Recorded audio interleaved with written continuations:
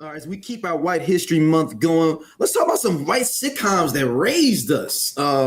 We talked about it last week with WKRP in Cincinnati, and I forgot the other one we mentioned. Oh, Mama's Family. As well. And Stacey brought to the photo of like, what's some other ones, you know? And this one is harder, and I think a lot of maybe it's only for us.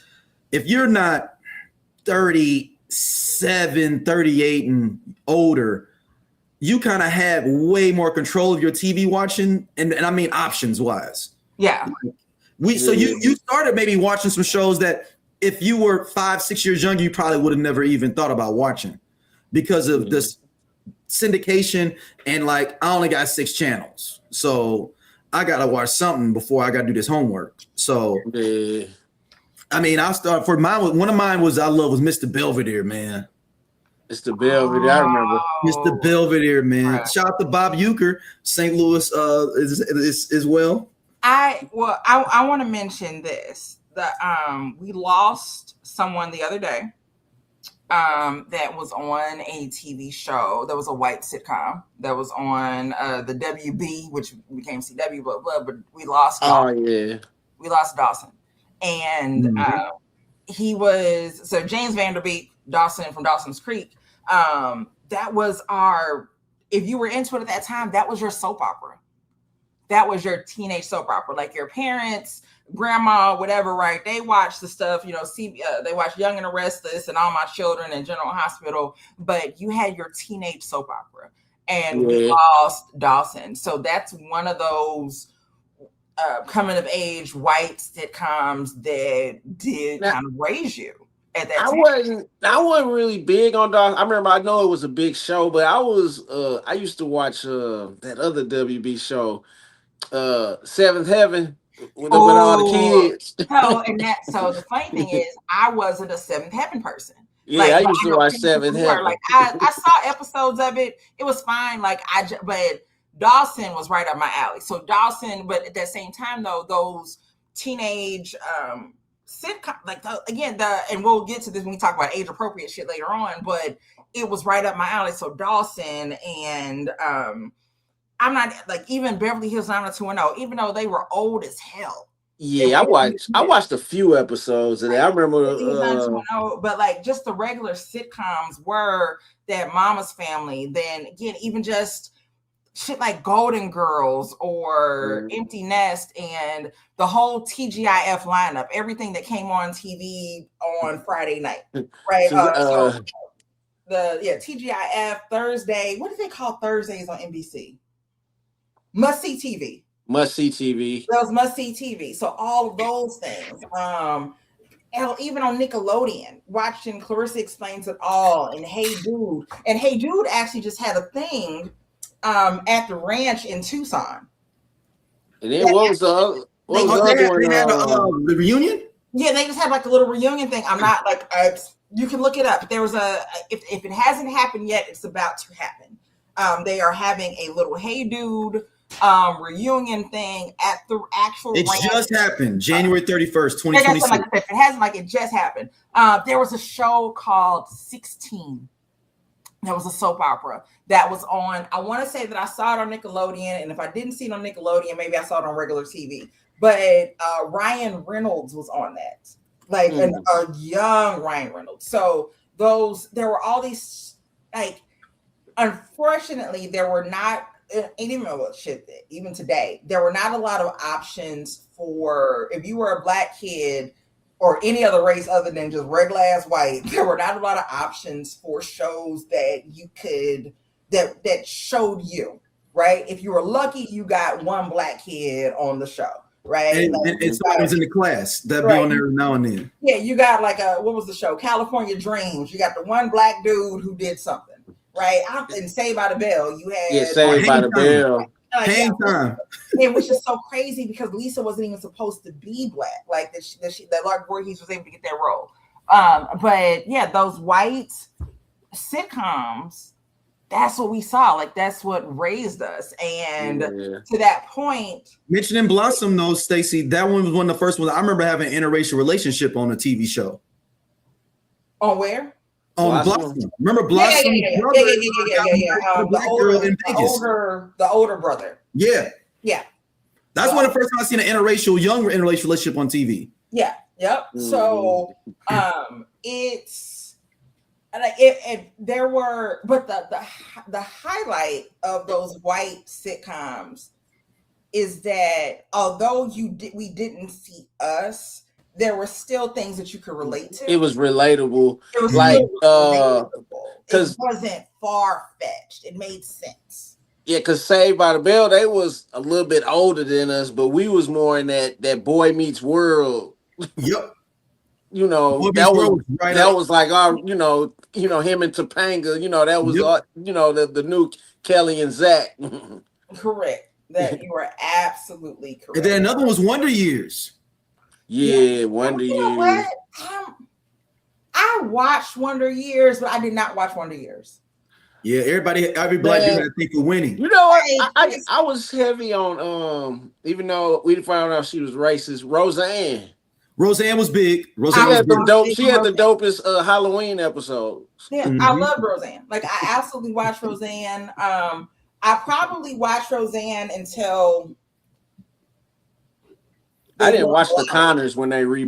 When they won the lottery on the original showing. Oh, and they said that's when they kind of jumped the shark, right? That's when it ended, right? When they won the lottery. So there are a lot of shows from the 90s that I never saw the last 1 or 2 seasons because something happened where I said, I don't. Then she wound up having another baby. I know what it was on Roseanne when they changed the daughter.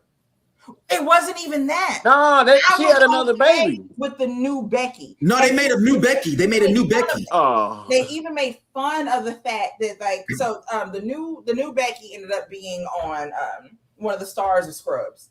And I can't think of her name right now. But I was okay with new Becky because they made fun of that. They even there's an episode with DJ. And he's just sitting there and he just keeps saying, they say she's the same, but she's not the same. They say she's the same, but she's not the same. But it's showing like Becky, like just the idea of them showing the 2 different Beckys. And he's like, they say that she's the same, but she's not the same. So they're joking with that. But I was okay with 2 different Beckys. Once they opened up the loose meat sandwich shop, and once they won the lottery, where she won the lottery, and y'all have run out of ideas. And because didn't DJ Boyfriend move in with him? It became a whole fucking just stupid. Like they just start doing too much. And generally speaking, what they would do is you bring in a little kid. Mm-hmm. Once you bring in a little kid, yep. Like Fresh Prince. We're done. It happens everywhere, black or white. So with all my children, Married with Children, bringing in the little kids. What was his name? 7. Bringing the little kid in on that. Bringing in bringing Olivia on the Cosby Show. Yep. Yeah, because Rudy was a teenager. Yep. Right, and that it was fun watching Rudy grow up because we were Rudy's age. Like, so either you really related to Rudy or maybe one of the older kids, but Rudy's shit of they was all shit, that was like, hey, I get that. Like, I get that. You want to go to the club, you can't go out, blah, blah. You want to do this, you can't do that. Rudy was absolutely relatable. And then just other shit. But at the same time, like, I don't, once they start adding in other people, like those random ass folks, that's when you know that it's over with. That's when you know it is done. Did y'all watch like 8 is Enough? Mm-mm. I didn't watch that. 8 is Enough. Just the 10 of us. Just the 10 of us. Yeah. 8 is Enough. Just the 10 of us. Big Brother Jake. That was it. You had to have cable for that. You had to. And your girl had cable. I had cable. Now we had cable. It was only in the living room. Like it wasn't. One box. We had a box. It was in the living room. TCI Cablevision. Shout out to them over there off of Delmar and Kings Highway. However, Big Brother Jake. That was on USA. Yeah. Yeah, it was on USA. So and that which was Big Brother Jake, Just the 10 of Us, which was a spin-off of Growing Pains. Yep. Yes. The coach on the coach, he was Mike Seaver's coach on Growing Pains, got a spin-off with Just the 10 of Us with him and his 8 daughters. Him, his wife, his 8 daughters. And the 8 daughters started a singing group. Yeah, they started a singing group. They would sneak out at night to go sing. Which is insane. Like, just again, all of this is just like ridiculous stuff. But these are the shows that you watch. None of it made sense, but I was in on it, and I love the show. So for me, it was never about being black or white. This is what was on TV. You didn't trip off of. Not to say that representation is important, because when you did see someone who looked like you, it was extremely you absolutely related. But I didn't think about at that time that no one on TV looks like me. Yep. Like, it wasn't like, because that's just how it was. There weren't black sitcoms, or the black sitcoms that existed were rooted in struggle. Right? Like, I didn't, and again, Stacey did not grow up rich, right? Again, I was raised by my grandparents. So there are things that were available to me that weren't, versus if I'd had, like, my mom would have raised me. But to that point,